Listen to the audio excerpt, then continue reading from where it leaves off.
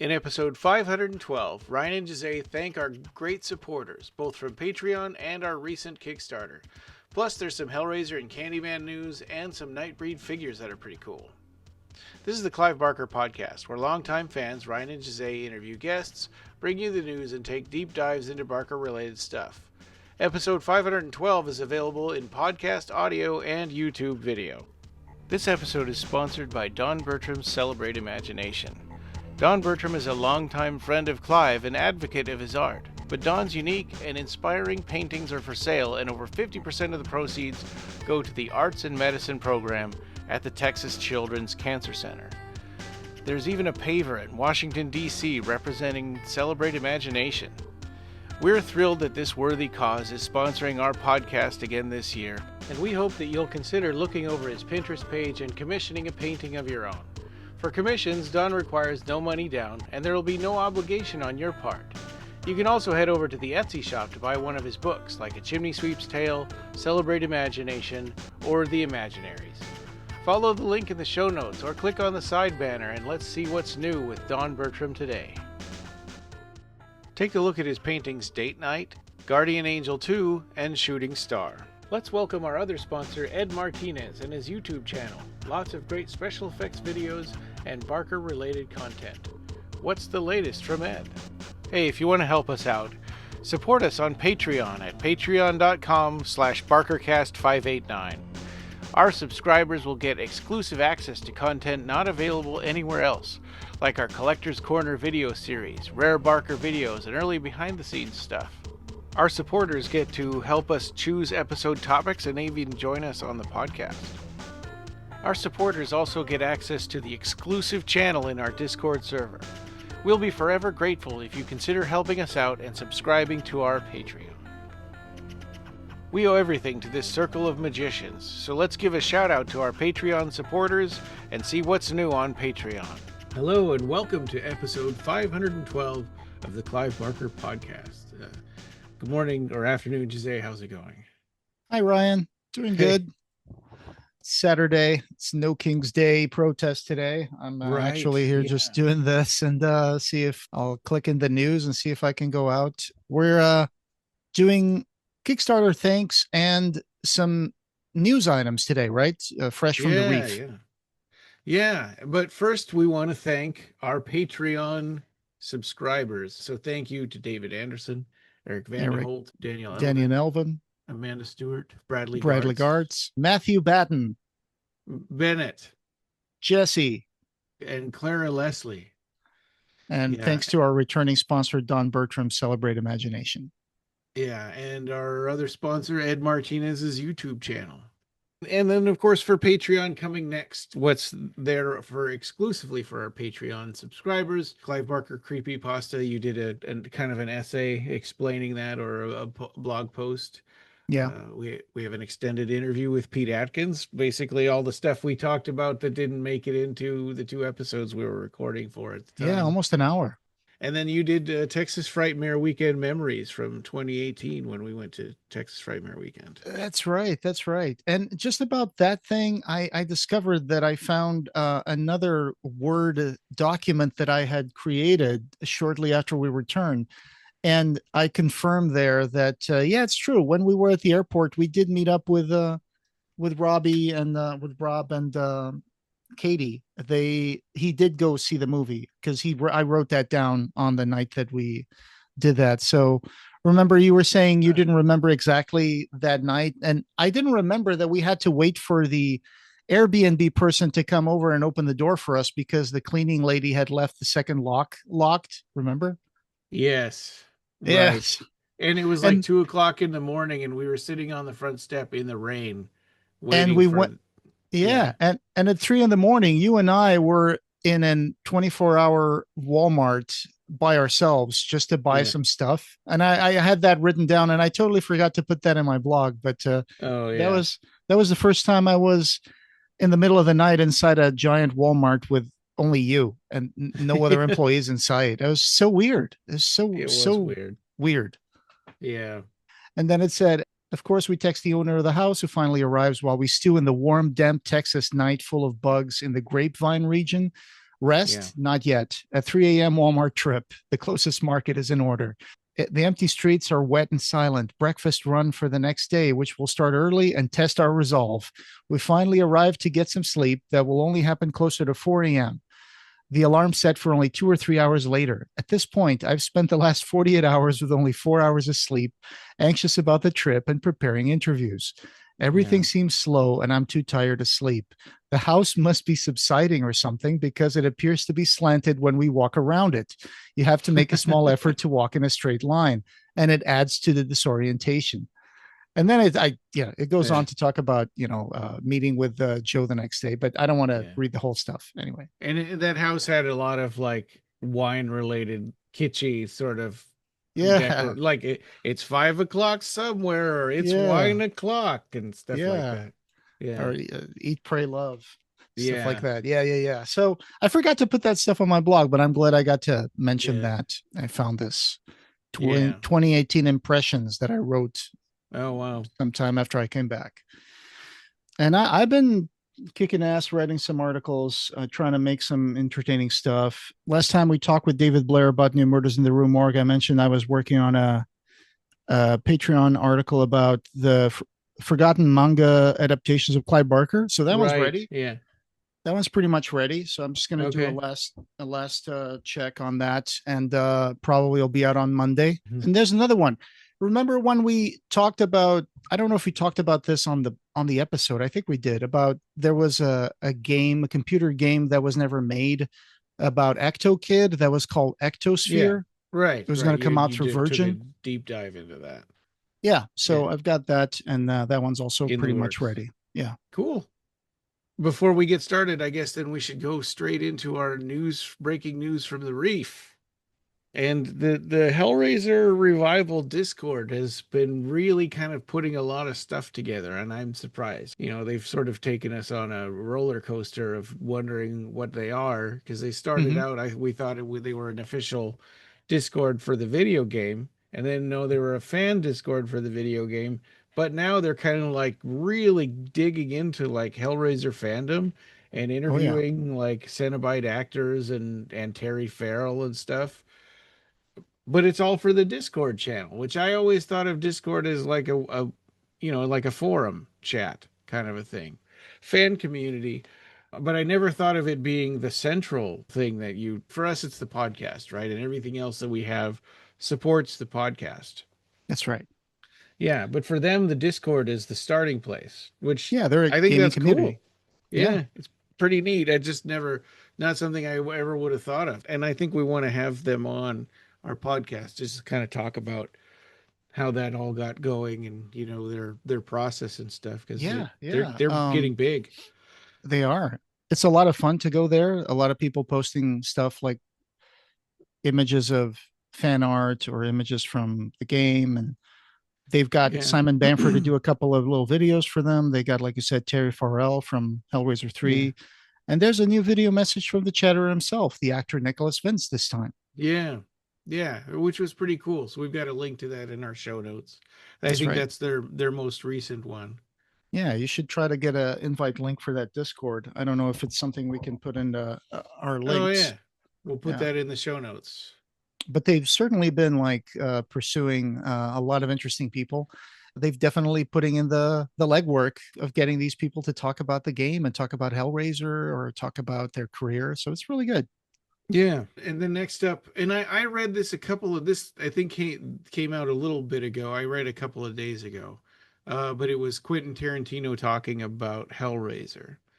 Oh yeah, Yeah, and I'm trying to remember because I read it a couple of days ago. But he was talking about how subversive it was, and how kind of just out in the open everything was. it's a video. Yeah, so it's a Yeah. video on a channel called James Whale Bake Sale, and this channel has been posting like a lot of videos about Quentin Tarantino and various movies, and this one was about Hellraiser.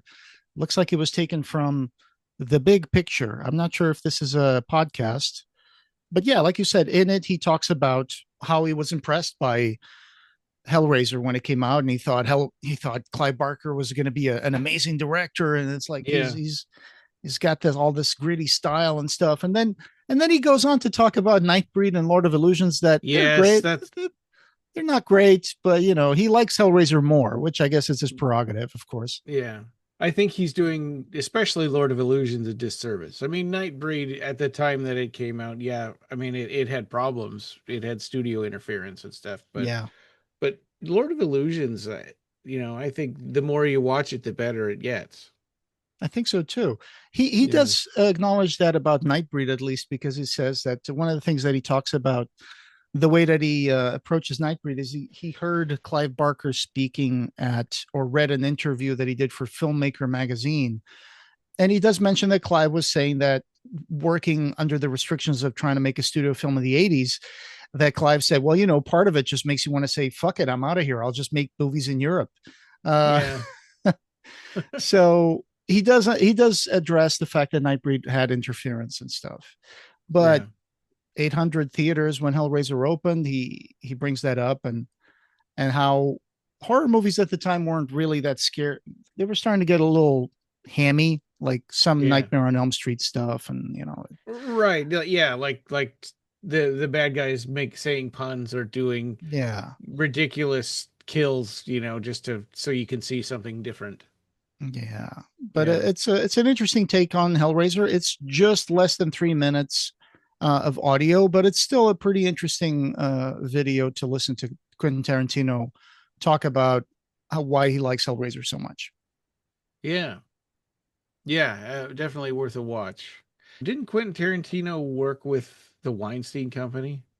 Yeah, How he did did. he navigate that? I mean, because they were like, I mean, even before all the Me Too stuff, they were notorious bullies. I mean, making people do whatever they wanted for their movies. Yeah, I don't know. I do have a book that addresses that. Indie Inc. Yeah. This book is subtitled Miramax and the Transformation of Hollywood in the 1990s. Quentin Tarantino's on the cover right here. Well, because you have So, to wonder. I mean, he didn't seem to have any problems with being able to make his movies the way he wanted. yeah, well, that's because he was kind of like, he was hot stuff. Quentin Tarantino Yeah, was hot stuff, so he could get away with a lot of stuff like that. I'll definitely see if I can find something else here in the book. And if I do, I'll let you know, because this does yeah, talk about Miramax, and that's yeah, by Elisa and Perrin. Dimension.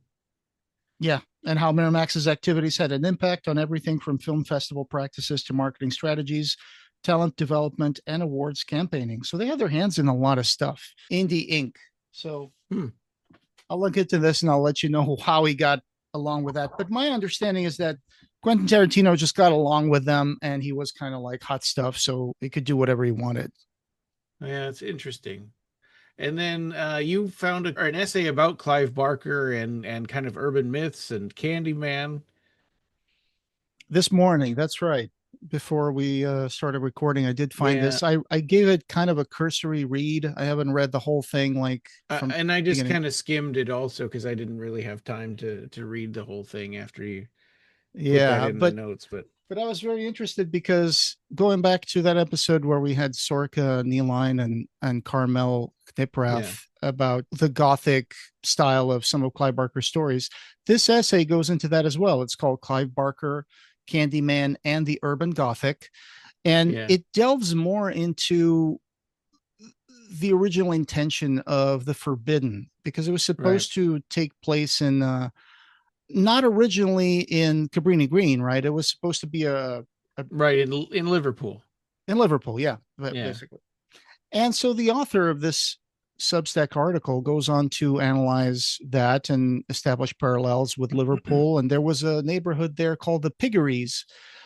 They think that Clive Barker might have inspired himself a little bit on that, Mm. because if Candyman had been shot as if it was in Liverpool, it says here right at the beginning, Barker and Rose agreed that if the film were to see any success, relocating it to America was a necessity, because if you set it in working class estate in Liverpool, basically every single character in your movie is going to be talking in an incomprehensible accent. That's going to be a Right. problem if you want to market the film outside the UK. So it goes on to talk about the piggeries and how Mhm. that could establish parallels with Cabrini Green in terms of the origin of the aesthetic or vibe that Clive Barker was going for. So Hmm. yeah, definitely. I want to read this top to bottom, but from my cursory skimming of it, that's what they focus more on. Yeah. Yeah, that's cool. Then we had something that I just noticed in the general Clive Barker Facebook group. This Kevin von Strawbridge made these Nightbreed figures. He even had like card backings and stuff on them. They're pretty cool. Yeah, yeah, that was amazing. I saw that earlier this week, I guess, and then I forgot. Yeah. And I'm glad that you picked that up and put it in the episode. Kevin von Strawbridge in the Clive Barker groups, just Clive Barker, the name of the group. Yeah. Yeah. And he did a great job. He's got Kinski, he's got Cabal, he's got Narcisse Narcisse and Peliquin. and Peliquin. I wonder if this was kit bashed from another existing figurine or something. It's got to be, but they look so good it's hard to tell. But yeah, I'm sure they must be. Yeah. Although these The- days you can create parts, right, with a 3D printer. oh yeah, yeah, for sure. Yeah. Absolutely. Yeah, if you're knowledgeable like that, Yeah. you But can they definitely look do that. their joints and stuff look like GI Joe. You know what I mean? That's Like the right. way That's their right. wrists can move and their elbows and stuff. So if you go to his Facebook profile, you will see even nicer close-ups of the figurines, and like Kinski's figurine is amazing. Like it's Yeah. so well painted. The hair, you can see the texture of the hair slicked back. He's got a red and black flannel shirt and this Yeah. knife, and then he also has like a knife strapped to his like bicep. So it's a Yeah. pretty badass Kinski, I think. The face looks like the face from the movie. It's like a lot of Mhm. these figures they'll be kind of more generic looking, but really good. He even Amazing did stuff. the spiral tattoos On Pelic or I on mean on on Cabal, Boone's yeah. face. Yeah, on Boone's Yeah. face. They're just like the movie. It's Yeah. very impressive how he was able to sculpt that. Excellent work, very exquisite. Yeah. He's got a It's- lot of Barker and Hellraiser related pictures on his yeah, he's got a candle holder that has the diamond Leviathan. Uh, yeah. done some Oh, stuff and he's about got those replica Nightbreed thumb blades. yeah, and he posted Oh, about there's a replica of the little. It's not a replica. It's a sculpture, like a pewter sculpture of the Midian key. oh yeah, I guess he copied that from the pictures that I put up. Yeah. Well, yeah. Maybe. Whoever made that did Yeah, for sure. yeah. I love seeing these custom figurines because they're just such a treat. So we'll do a quick Kickstarter update. So where we are at with Kickstarter. We had mentioned this before, but we got to our goal and got past it. We got to $2,064 out of our $1,000 goal, and so basically, where we got. Well, we can talk about what we're going to do with some of these goals, right? So fixing the website is going to, once the money comes in from Kickstarter, I am going to, first thing is going to be shipping things out to people. But second, I'm going to get with somebody that can find or modify our current theme, Theme. Yeah. yeah, on WordPress so that it can be updated in the future and that we Yeah. can use and we can continue to use updated PHP and stuff like that. A second printing of the book, and actually Ian Swanson was just asking me about, he was talking about buying the book, and I said, well, if you hold off, we're going to Yeah. have an updated version that will have some corrections in it and will be cheaper. So, Yeah. um, We worked on the cover already for the second printing, yeah, and we're still going through some revisions of the inside, but it should be done. yeah. So next week or something, we should have that ready to go on Amazon. Yeah, and so the money will go towards, the new UPC on the back because you have to update that with the ISBN number. Hmm. You have to get it, yeah. So it'll probably have a new ISBN number, a new UPC with the reflecting the new price and everything. So, and I have to do that twice because once for Amazon and once for Apple Books. So that has to have a separate one. More news and interviews, Book Club of Blood through Volume 3, which we just finished Volume 2, so that's good Yep. timing. And then through Volume 6, so we'll do all the books of blood with the Book Club of Blood, classic horror film commentary. So we were just talking about this. We kind of have Yes. been We've been chatting through Messenger, yeah, and we've already kind of I put together to this morning a list of the movies and years, Clive Barker movies and years that they came out, so that we could look at, well, what other movies came out in those years, starting with Yeah. Salome in 1973, all the way out to Zoo Night of the Zoopocalypse in 2024. So there's a lot of movies in there in between. Yeah. So the idea is, so we go to those years and see, apart from those Clive Barker related movies, what other cool movies came out that we could do a commentary about. Yeah. And so I was already starting to write some stuff, because as soon as you got that list, sorry about my handwriting is terrible, but it's like, for example, just as an example, like 1990, the year that Nightbreed came out, it's also the year of Tremors. Tremors is a fun movie. Bride of Yeah. Reanimator, or even Frankenhooker. So I think the idea is to come up with maybe like 5 options for each year, right? And Yeah. then maybe put that on our Facebook and Discord. For a vote. And which one of these do you want us to do for 1992 or 1995? I mean, Yeah. 1995 has The Prophecy.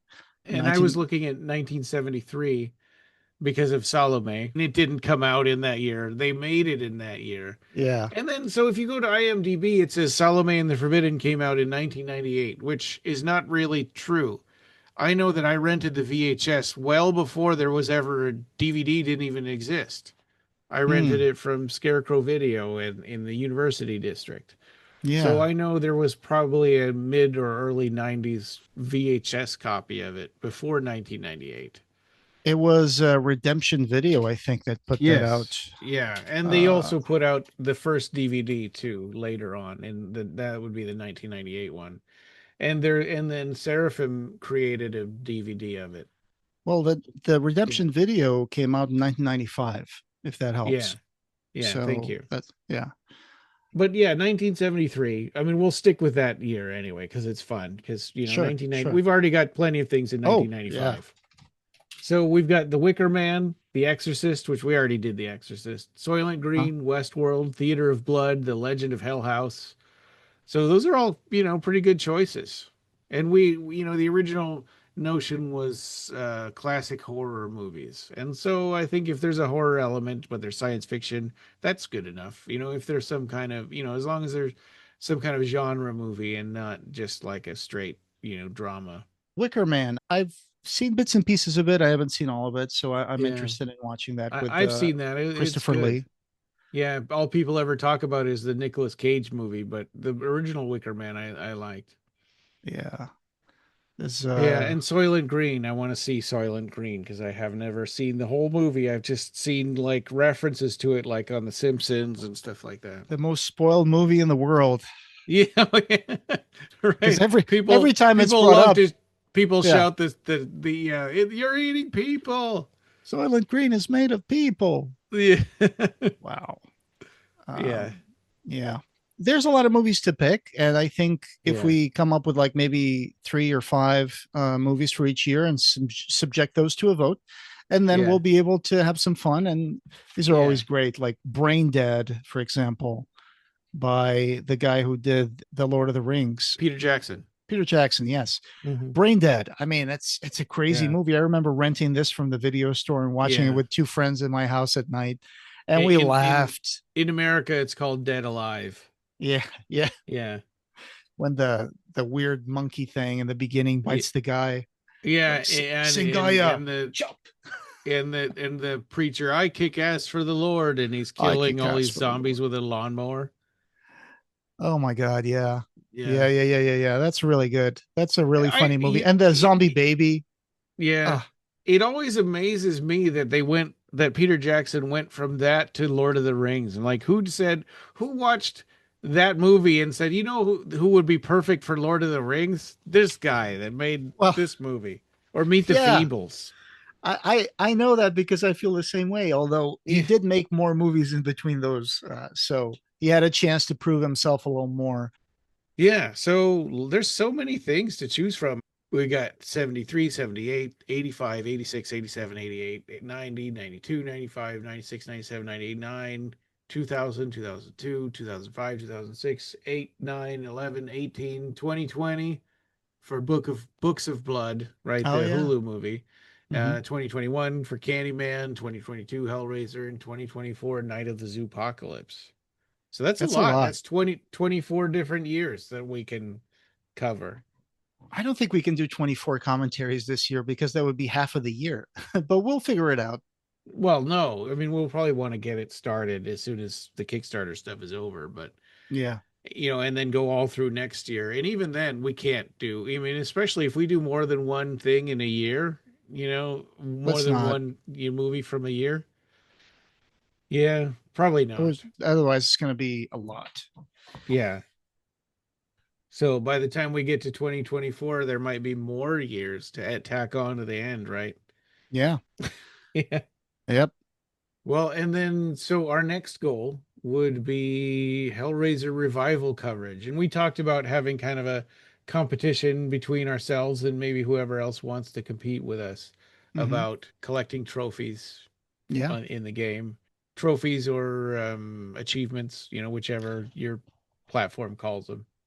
Yeah. There's definitely going to be achievements for that game. We just don't Yeah. know exactly how the game's going to play out yet, if there's going to Yeah. be anything else that we can add to that. But they've been Yeah. pushing that pre-order a lot. It's like every day I go on Facebook, I see that thing popping up all the time for the Yeah, and pre-order. I always see that too, and I always think, oh, it's a new post because I already liked the last one, and Yeah. so I'll click like on this one too. I don't know when it's coming out. So maybe next year. I don't know. Yeah, I thought it would be Halloween, but if that were true, we would have known that by now, Yeah. right? Yeah. Yeah. Yeah. Yeah, It's just in a couple of weeks. So, yeah. yeah, and But so then the art of Clive Barker and his character portraits. So this is kind of be focused on character portraits by Clive episodes would be yeah, kind of fun to do. there's a lot of stuff there that we can go, especially with Aberrat. Yeah. And then the last one that we made was kind of a retrospective and sort of mini documentary sort of style thing about our Jericho Squad and all of that. I know there was The some, behind the scenes. yeah, yeah, lots of behind the scenes stuff on that and why we did it and all the stuff that happened with it and stuff like. So it'll be fun to put that all together. Yeah, having that map created, having those characters created. Yeah. It was all a very interesting process, and you did a great job coming up with that excellent campaign all the way. You and Rob. Yeah, so that's kind of where we're at. We do want to thank all of our backers. So first, we'll thank the Now Playing podcast. And I looked because I wanted to learn a little more about them. They have episodes going all the way back to 2009. Wow, Yeah. Yeah, they that's beat pretty us. amazing. So, and they're all movie reviews, and so I went all the way back and I looked at their first episodes because they're getting sponsorship from us. So I wanted to learn more about what they do. Their first episodes, they reviewed every Friday the 13th movie starting from the beginning, and I think their most recent one is about Tron Ares. And I almost listened to it, and then I thought, well, I want to see that movie first before I hear about it. Right, you didn't want to spoil it. Yeah, I got to listen to them as well. I'm so happy that yeah, they contributed to our Kickstarter, and thanks Now yeah, Playing Podcast. yeah. Yeah, and then also thank you, Terry, for Yeah. contributing to our Kickstarter. And thank you, Daniel Elvin, who's also one of our Patreon backers. That's right. Been with us for a long time. Thank you, Yeah. Erik Van T Holt, and I appreciate all the times that you've been able to join us to talk about the Book Club of Blood stories. Yeah. Also a Patreon backer. Yeah. And thank you, Arnaldo Carvalho. Thank you, Arnaldo. That was really Yeah. nice of you. And also Damien for being another Kickstarter backer. Thank you for your support. Thank you, Damien. And Marcus Williams. Yay, Marcus. He made one of our t-shirts and used to be on our podcast quite a bit. Yeah, hopefully he'll return. Yeah. Artist and a poet. Thank you, Marcus Yeah. Justin Williams, as well as Mike Denhauser, your dad. Yes. Thank you, Dad. He's not even going to hear this because he says, I don't know how to watch your podcasts. Oh, So, but he's but thank you. supportive. Yeah, Yeah. we appreciate that. And Tim Raymakers. Thank you, Tim. Then thank you to Robert Brown as well for being a Kickstarter backer. Thank you very much for Yeah. your support. And Anna Lovat, right? That's pretty cool. Yeah, She worked on, was it Hellraiser Hellbound. 2, right? Yeah. Yeah, Hellbound. Yeah, she worked as special effects artist. So thank you very much for your support, Anna, Yay.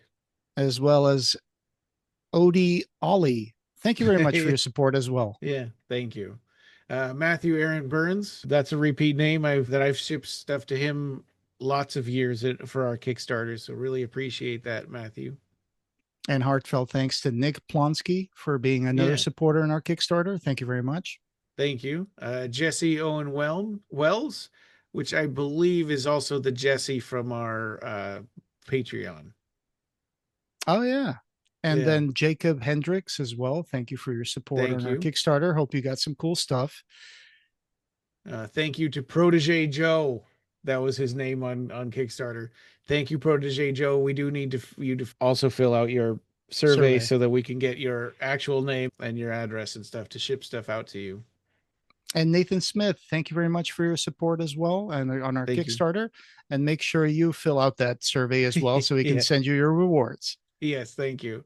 Ben H. Thank you, Ben.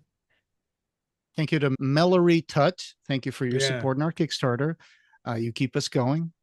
And thank you to Michael Reif. Again, thanks, Michael. I'm not sure how to pronounce this, but I'm going to go with Big O. Thank you, Yeah. Big O. I think in the past that's how we've said it because he's this is not the first one from Big Okay. O. Yeah. Thank you very much for supporting us on our Kickstarter. Yeah. And you can feel free to correct us Yeah, if you want. absolutely. Yeah. Christopher Meyer. Thank you, Christopher. And Jonathan Q. Thank you for Yay. supporting us. I've been a friend of Jonathan since early 2000s, and he's a great Yeah. guy. And he did do a few fan films of Hellraiser, like Hellraiser Prophecy. So Yeah. thanks And for Hellraiser Dead or Winter's Lament. yeah, and he's got a great Yeah. collection of pinball machines. So thank you, Jonathan, for Yeah. helping us with this. Michael J. Sullivan. Thank you, Michael. That's a name I recognize, I think, from previous Kickstarters. And then, of course, Don Bertram. Love you. Yeah. Yeah. You're amazing. I have your book, The Chimney Sweeper. Lovely book. Oh, yeah, right. And thank you so much for your continued support and all the great stuff that you sent our way. We truly appreciate you. Yeah, and so Don Bertram will be a sponsor again, for the upcoming year. So thanks, Don. Bennett Reingold. Thank you, Bennett. I think this is the Bennett from our Patreon also. Yeah. Hey, doubling down. Thank you. Thank you, Bennett. And we do need you to fill out your survey so we can get stuff mailed out to you. And also another thanks to Warren Blythe for his support on our Kickstarter. Thank you very much for helping us. Thanks to Amanda Stewart, also a Patreon backer. Really appreciate that, Amanda. Yeah, thanks, Amanda. And then also thank you to Robert Harling for contributing to our Kickstarter and keeping us going. Thank you. Yeah. And thanks to Ben Warren. Ben Warren has been a long time backer, Kickstarter backer, friend of ours, and he did the Cradle of Chersemet music that we used on the opening credits for the Jericho Squad episodes. That's right. And I think he joined us for the Magica episode, or he's joined us before on the podcast. So thank you, Ben. Always nice to he was a plan and episode backer in previous years. That's right. Thank you, Ben. Yeah. And I guess that's all of the contributors that we had for our patron configuration Kickstarter. Yeah. I'm so looking forward to the next year. Now, these Kickstarters really kind of help us to figure out what we're going to do. And it's just kind of an exciting thing that also reminds us, there's people out there listening, because sometimes, they feel like just conversations between ourselves. Yeah, it feels like sometimes, just winding down and like doing this in the void. But then we get these Kickstarters and we get these people who are so nice. They make me want to continue. They give me the excitement I need to continue doing this for 16th year. Yeah. And so coming next, we'll have more news and interviews and Book Club of Blood. The next one will be Volume 3 and the Son of Celluloid. We'll also probably get started on the classic commentaries, right, that we just talked about, because there's going to be a lot of those to get through. So we'll probably start with 1973 and just kind of work our way through the years. Okay. So we'll start getting that put together as a. For the polls, do you think we should do like the little widget the that we did for the Duels of Blood, and link everybody to the polls on a blog post? Or would it be too much for people to click into a blog post and vote there? Because then the other option is you can do polls on Facebook and Twitter and whatever, but then you're having to gather all your stuff from different places. Yeah, I think we should go with just one poll in our blog, because that would and then just centralize link everything. everybody to that one, and then we have one result instead of agree. 3 or 4 results. Right. Yeah. But And we'll have a start time and a cutoff time. But I'm looking forward to the Son of Celluloid. I think we might be joined by David, who joined us for our previous Book of Blood episode. Yeah. So that is going to be a heck of a story to get through, Son of Celluloid. Yeah. That's going to be cool. Yeah. Yeah. And so for our Kickstarter backers and our Patreon backers, if any of you want to join us on the Book Club of Blood, just contact us and let us know. Of course. We want it to be a club, right? A book club where you got a bunch of people sitting around talking about a story and not just the two of us. Yeah, you can contact us directly. You can go through our Facebook page. You can go through the blog and comment there, or even go to our Discord or the Clive Barker subreddit, because Ryan is a moderator there. Yeah, or you can even leave us a voicemail from the website if you want to. Yeah. A lot of ways to get in touch with us. Yeah. There'll be Hellraiser revival coverage coming up in the near future. I don't know if that's going to be this year or not. It depends. It's all going to depend on when the game comes out. And this podcast, having no beginning, will have no end. Thank you for joining us, and we hope you have subscribed or followed our podcast. You can find the Clive Barker Podcast wherever you find audio. Show notes for this episode, as well as news and reviews, can be found at our website at www.clivebarkercast.com. The Clive Barker Podcast, or BarkerCast, is an independent editorial podcast and blog that's not affiliated with Clive Barker or Seraphim Inc. This is a labor of love by the fans for the fans. You can chat with us on our Facebook BarkerCast listeners group, our Facebook page, Reddit, Blue Sky, or our Discord server. Have you already bought our book? The BarkerCast Interviews Occupy Midian, available in Amazon hardcover, Kindle, and Apple Books. Join our Patreon and become a patron to get access to exclusive stuff, pick an episode topic, or maybe join in the discussion. You can also buy a t-shirt in our TeePublic store. Just go to teepublic.com/stores/BarkerCast. Leave a voicemail for us on the SpeakPipe link on our blog, and we might put it in the episode. Opening and ending music generously provided by Ray Norrish. Thanks for listening.